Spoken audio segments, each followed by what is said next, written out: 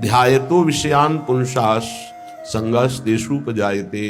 यदि तुम विषय चिंतन न करो तो किसी विषय में सुख नहीं है। तुम्हारा जब एकांत में चिंतन बनता है तब वो तुम्हें चिंतन के कारण सुखानुभूति होती है, ना कि उस विषय में सुख है। जैसे एक कुत्ता सूखी हड्डी लेकर एकांत में भागता है कि मेरे सुख को कोई छीन न ले, और जब चबाता है तो उसी की गलफरों से रक्त स्राव होकर हड्डी में दिखाई देता है। उसको लगता है इसमें रस है, इसमें पावर है, कुछ नहीं। ऐसे ही अज्ञानी पुरुष के द्वारा समस्त भोगों के भोगने का जो चिंतन है, वही चिंतन उसे सुखानुभूति कराता है, न कि भोगों में। नहीं तो भगवान की आज्ञा मानो, अनन्यस चिंतयन्तो माम, केवल भगवत चिंतन हो, फिर हमको परिणाम बताओ कौन सा भोग तुम्हें सुख प्रदान करता है। घृणा हो जाएगी। ये भगवत प्राप्त महात्मा कह रहे हैं, इनके वचनों को मानना चाहिए, अनुभव में नहीं उतरना चाहिए। ऐसा दलदल है भोगों का कि आज तक कोई अनुभव करके नहीं निकला है। जब निकला है तो रो के असंतुष्ट होकर के ही छोड़ा है। कभी कोई ऐसे भोग नहीं छोड़ पाया कि बहुत भोगा, हमें तृप्ति हो गई, अब मैं जा रहा हूं भगवान की शरण में। ऐसा कभी नहीं हुआ, एक भी नहीं हुआ। चाहे जितना बड़ा सम्राट हो, चाहे जितना भोग बाहुल्यता हो, रोया, पश्चाताप किया और असंतुष्ट होकर, अतृप्त होकर त्यागा। वही बात आज है आपके हृदय में कि आप अतृप्त हैं भोगों से, असंतुष्ट हैं, तो अनुभव के लिए मत जाइए। गुरुजनों की, महापुरुषों की बात मान लीजिए और उसका चिंतन छोड़ दीजिए। बस खास बात है, तुम्हारे को अगर कोई परेशान करता है तो तुम्हारा चिंतन परेशान करता है। अंदर से ठीक बैठकर देख लीजिए। बड़े भाग्यशाली उपासक है जिन्होंने अपने चिंतन को बचाने की चेष्टा की। कोई भी क्रिया तब होती है जब चिंतन होता है। ये बहुत सिद्धांत है, भगवान के वचन है। ध्यायतो विषयान पुंसास संगस देशुपजायते। जब हम किसी विषय का ध्यान करते हैं, चिंतन करते हैं, मनन करते हैं, तो हमारे अंदर उसके भोगने की इच्छा प्रकट होती है। चाहे वो कोई खान पान की वस्तु हो, पहनने ओढ़ने की वस्तु, ये सब भोग के अंतर्गत आते हैं। सर्वेंद्रियार्थाः, समस्त इंद्रियों के अर्थ भोग अलग अलग है। श्रवणेन्द्री, घ्राणेन्द्री, नेत्रेन्द्री, त्वगेन्द्री, वाकेन्द्री, हस्तेन्द्री, पादेन्द्री, जनेन्द्री, गुदाएन्द्री, ये सब इंद्रियां हैं। 5 कर्मेंद्रियां हैं और 5 ज्ञानेन्द्रियां हैं। इनका मुखिया मन, ये 11। इनका काम ही है जगत के भोगों में चिंतन लगाना। बहुत सूक्ष्म विषय प्रार्थना है, ये संतों के अनुभूत विषय है। चिंतन किसी विषय का ना हो और फिर कोई भोग भोगो, बिल्कुल 100 में 100% आपको सुख नहीं मिलेगा। और ऐसे महापुरुषों का जो चिंतन भगवान में स्थित है, प्रियालाल में स्थित है, उनके लिए कहा गया वो विषयान ग्रहणंत मुंचंत, वह कोई फर्क नहीं पड़ता। विषय सेवन में, पाप कृत्य में, पुण्य कृत्य में अंतर से देखा जाता है कि उसको बराबर 5 व्यक्ति बराबर वही क्रिया कर रहे हैं, चाहे वो पाप की हो या पुण्य की हो, लेकिन पांचों का फल अलग अलग हो सकता है। एक का राग नहीं है, बिल्कुल केवल क्रिया है, बिल्कुल राग नहीं है, बिल्कुल नहीं बनेगा, उसका हर कर्म अकर्म हो जाएगा। एक है बहुत कम राग है, उसको बहुत कम फंसा उसको होगा। एक है संपूर्ण राग चित्त में है, उसको पूरी आसक्ति उसकी दुर्गति करा देगी। अंतर से तुम कितना चिंतन करके उस भोग को स्वीकार किए हो, बस खास बात है। इसलिए भगवत प्राप्ति के मार्ग में चाहे जो विषय हो, यदि वो बहुत प्रिय लग रहा है और उसका हमारा चिंतन बना है, तो उसे हमें सेवन नहीं करना चाहिए, चाहे वो कितना सतोगुणी भोग क्यों ना हो, क्योंकि हमारा चिंतन बना है। और अगर हम भोगेंगे तो चिंतन पुष्ट हो जाएगा, और बार बार चिंतन होगा तो हमारे चिंतन में विघ्न पड़ेगा। इसलिए जिस वस्तु का चिंतन हो कि आज तो अमुक चीज खानी है, अमुक चीज देखनी है, अमुक चीज भोगनी है, उसका बहुत सरलता पूर्वक यदि माया ने सानिध्य दे दिया तो भी ना भोगा जाए। ये बहुत अंदर से अध्यात्म पुष्टि की बात है, इसे समझ लो। श्रीपाद कह रहे विषम, पहली बात यह है कि तुम हर्षित होकर जो ही भोग में जाओगे तो परिणामता तुम्हें शोक मिलेगा, क्योंकि द्वंद्व है ये विषम है। हरिवंश महाप्रभु इसी संसार पर विजय प्राप्त करने के लिए प्रेम की बात कही है। अगर इस संसार को जीतना है तो एकमात्र भगवत प्रेम है, दूसरा कुछ नहीं, दूसरी किसी की सामर्थ्य नहीं है। प्रेम में बहुत प्रबल, शुभ शुभ दुर्ग विध्वंस बल तब जयति जयति जगत। सेवक जी महाराज कह रहे जीत विषम संसार कीर्ति जग विस्तर है। जीत विषम संसार कौन? जय जय श्री हरिवंश नाम गुण गाय है, जो नाम जप कर रहे हैं, लीला गायन कर रहे हैं। विषम निरय वदभात सर्वेंद्रियार्थाः, इंद्रियों के जितने भी भोग हैं ये सब नरक प्रदान करने वाले हैं, इनमें किंचन मात्र सुख नहीं है। श्री कृष्ण चंद्र जी ने गीता जी में कहा दुख योनयः, अर्थात केवल ये दुख प्रकट करते हैं। पक्की बात है, सच्ची बात है। अज्ञान के कारण आपको ऐसा लगता है कि इंद्रियों के भोग भोग कर मैं सुखी हो रहा हूं, लेकिन सत्य विषय यह है कि जब उनको भोगो तो अंदर से आता है कि जो मैं चिंतन में सुख प्राप्त कर रहा था वो तो है ही नहीं। बड़े बड़े भोगियों को घृणा होने लगती है, पर वो घृणा दूसरी तरह की होती है, वैराग्य नहीं होता। उस शरीर से नहीं, दूसरे शरीर में, उस शरीर से नहीं, तीसरे शरीर में, ऐसे वो भटकता है। और जो विवेकी होता है वो संपूर्ण भोगों से नरकवत अपना पिंड छुड़ा लेता है। इन भोगों के भोगने में तुम्हारा चिंतन प्रधान है और कुछ नहीं। सर्वेंद्रियार्था, समस्त इंद्रियों के अर्थ, उनके भोगने का चिंतन और भोग क्रिया नरक प्रदान करती है। नरक स्पष्ट। सर्वे भोगा भवंति प्रबल गरल, क्योंकि जितने भी भोग हैं ये प्रबल विष है।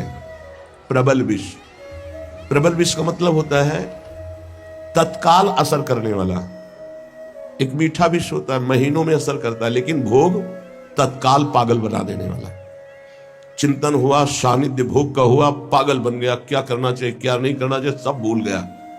देखो कितना असर चढ़ा उसका, कि उसका चिंतन, उसकी क्रिया सब भागवतिक मिट गई और उस समय वो कामांध हो गया, उस समय वो वासना में हो गया, सारा चिंतन खत्म, सारी की सारी वृत्ति। ये जहर है। इसे कह रहे सर्वे भोगा भवंति प्रबल गरल। ये प्रबल विष है जो तत्काल चढ़ता है, देखने से चढ़ता है, छूने से चढ़ता है, चिंतन से चढ़ता है, फिर भोगने से क्या होता होगा। ये ऐसा प्रबल गरल है, विष है कि एक विष तो खाने से ही केवल एक शरीर में चढ़ेगा, एक जन्म नष्ट करेगा। लेकिन ये भोग कह रहे सर्वे भोगा भवंती प्रबल गरला, ये इतना बड़ा विष है कि देखने से चढ़ जाता है, सुनने से चढ़ जाता है, चिंतन से चढ़ जाता है, फिर भोगने से क्या दुर्गति होगी। इसलिए कहा निरवय वदभाति सर्वेंद्रियार्था, जो इंद्रियों के भोगों का चिंतन करके उनको भोग कर सुखानुभूति करते उनको नरक की प्राप्ति होती। भगवान ने भी कहा त्रिविधम नरकस्येदम द्वारम नाशनमात्मनः कामः क्रोधः तथा लोभः तस्मात् त्यजेत्। ये तीनों नरक के द्वार हैं, काम क्रोध लोभ, ये निश्चित नरक प्रदान करते हैं। वन्युद्भट ज्वाल कल्पाः, और ये भोग क्या करते हैं, हृदय को जलाते हैं, अग्नि जैसे जला करके त्वगेंद्री को, शरीर को कष्ट देती है। लेकिन ये कारण शरीर तक प्रभाव डालते हैं भोग, स्वभाव, अंतःकरण, इंद्रियां और स्थूल शरीर भी। इस तीनों शरीरों पर विष का प्रभाव पड़े, ऐसा विष की रचना आज तक नहीं हुई प्रकृति में। प्राकृतिक विष केवल स्थूल शरीर पर प्रभाव डालता है, इस पर। लेकिन ये सर्वे भोगा भवंति प्रबल गरलः, ये स्थूल शरीर पर भी प्रभाव डालते हैं, सूक्ष्म शरीर को बसीभूत कर लेते हैं और स्वभाव को बिगाड़ देते हैं। देहाभिमानी पुरुष जब इंद्रियों के द्वारा विषयों का चिंतन करके भोग करता है तो उसके तीनों शरीर बर्बाद हो जाते हैं, तीनों शरीर उसके गंदे हो जाते हैं। ये इसीलिए जो विज्ञजन है वो कह रहे हैं कि इससे बड़ा कोई जहर ही नहीं है। सर्वे भोगा भवंति प्रबल गरला वन्युद्भट ज्वाल कल्पाः, हृदय जलाता है, भोगने पर भी जलन, भोगने के बाद भी पश्चाताप की जलन, पश्चाताप की जलन। और वो पश्चाताप टिकाऊ नहीं होता है। 1 घंटे 2 घंटे जलन हुई, तीसरे घंटे फिर उसी भोग की चिंतन वृत्ति, फिर वही भोग की क्रिया। बड़ी दुर्गति है संसारिक जीव की, बड़ी दुर्गति। ऊपर से चिकना चुपड़ा शांत नजर आ रहा है, अंदर देखो इसमें लिखा है वन्युद्भट ज्वाल कल्पाः कामाग्नि क्रोधाग्नि लोभाग्नि, उससे जल रहा है वो। कीट प्रायाः समस्त प्रवर सुरगणाः सिद्ध्यश्चेन्द्र जाल, कह रहे कि बड़े महापुरुष हैं, इसलिए कह रहे हैं कि इन कीड़ों में और देवताओं में कोई फर्क नहीं है। क्यों? प्रारब्धानुसार कीड़ा भी अपने भोग को भोग रहा है, देवता भी भोग को भोग रहे हैं। देवता कोई नवीन कर्म करके भजन थोड़ी कर रहे हैं, अपने पूर्व पुण्यों को भोग रहे हैं। तो कीट प्रायः समस्त प्रवर सुरगणा, ये प्रवर माने होता श्रेष्ठ। श्रेष्ठ जो देवता लोग हैं हमारी दृष्टि में कीड़े से ज्यादा नहीं है। क्यों?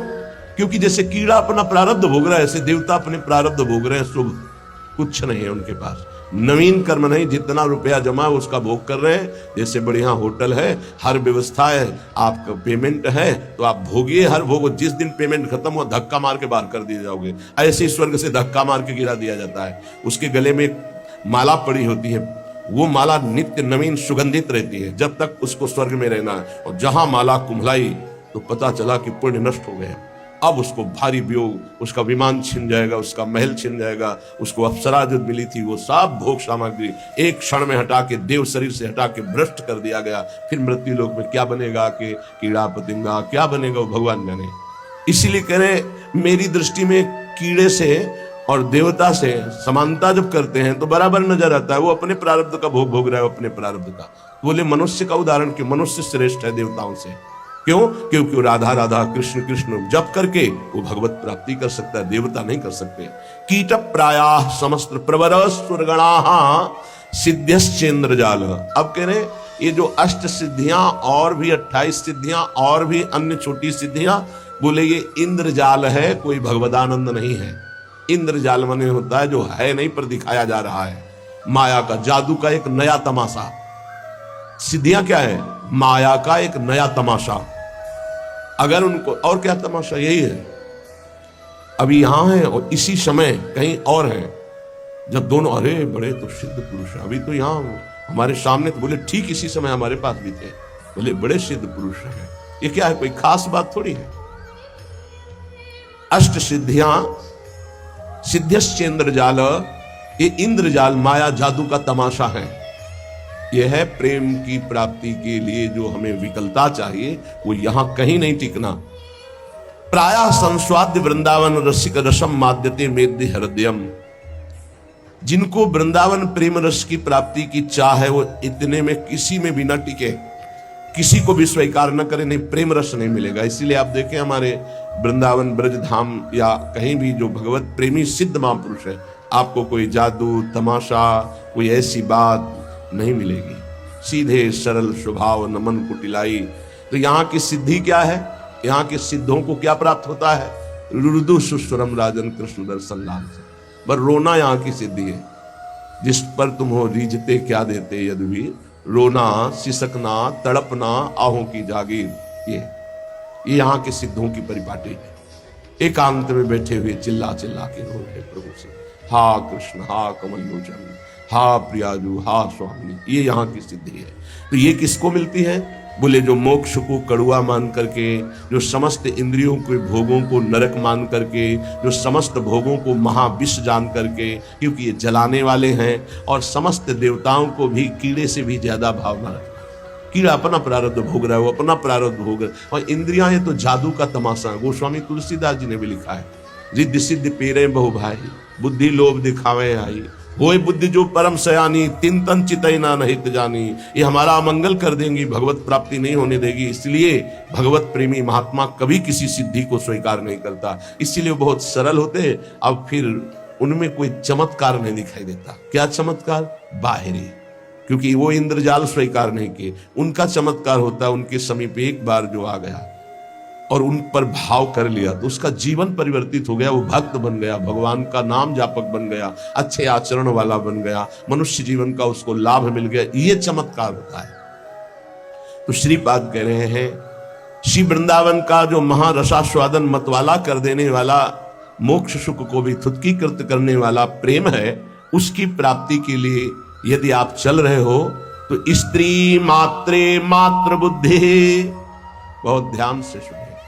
गृहस्थ हैं तो जिनके साथ पाणी ग्रहण संस्कार किया है, उनके अलावा आपका किसी के प्रति भी काम भाव वाली वृत्ति का संबंध नहीं होना चाहिए। नहीं बड़ी दुर्गति होती है, चाहे वो स्त्री शरीर हो चाहे पुरुष शरीर हो, यदि अपनी मर्यादा से अलग। ये देखो धर्म शास्त्र हैं, इनका एक कानून है, भारतीय संविधान के अनुसार आपने यदि कानून विरुद्ध आचरण किया और नहीं पकड़े गए तो आप अपने को बहुत प्रवीण मानते हैं कि मैं बच गया, देखो।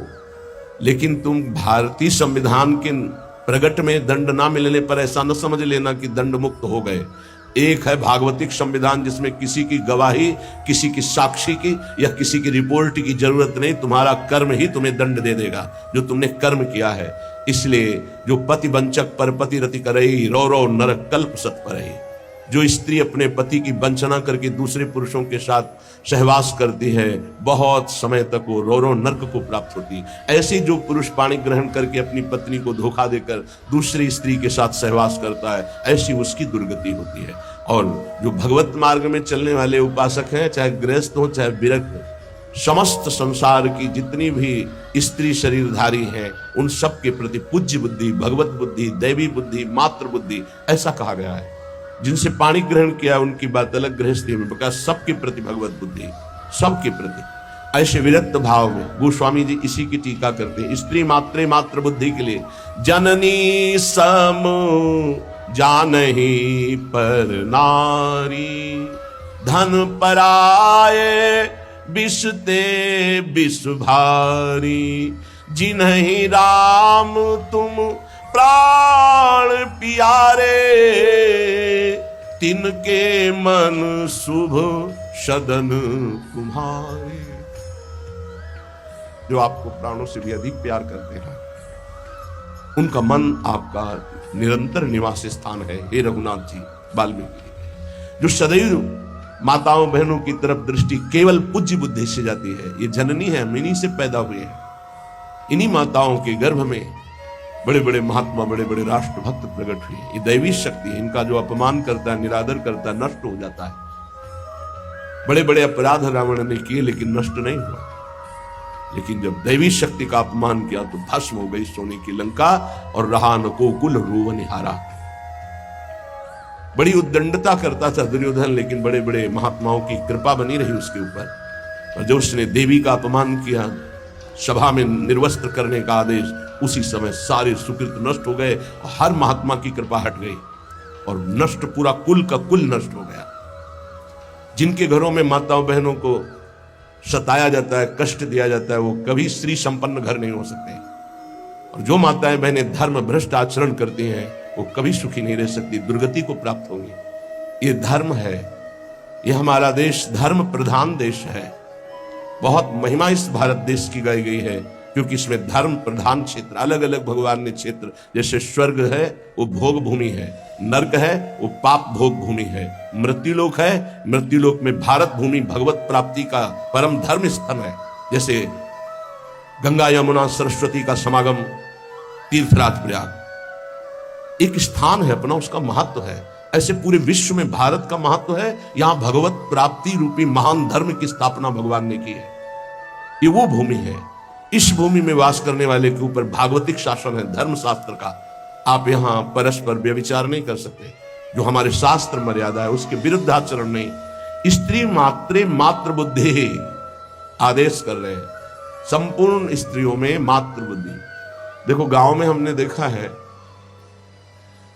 छोटी छोटी जो बालिकाएं 10-11 से, तो सब उनके चरण छूने की भावना, घर के जन भी छे, अरे तू तो कन्या है, देवी है, जैसे वो पिता के चरण छूने के लिए चले, ला इधर पैर लाए, हम गांव की बात करें, ऐसे चरण तो दुर्गा है, कन्या है, देवी है, ऐसी भावना। नवरात्रि में पवाया जाता है ना आराधना करके, तो उनके प्रति वही बुद्धि रखो जो नवरात्रि में बुद्धि रखते हो कि ये तो सब नवीन अवस्था की बच्चियां दुर्गा स्वरूप है, देवी स्वरूप है। तो वैसे ही स्त्री मात्र बुद्धि, ये सब जगदम्बा है, हमारी श्री जी की निज सखियां हैं।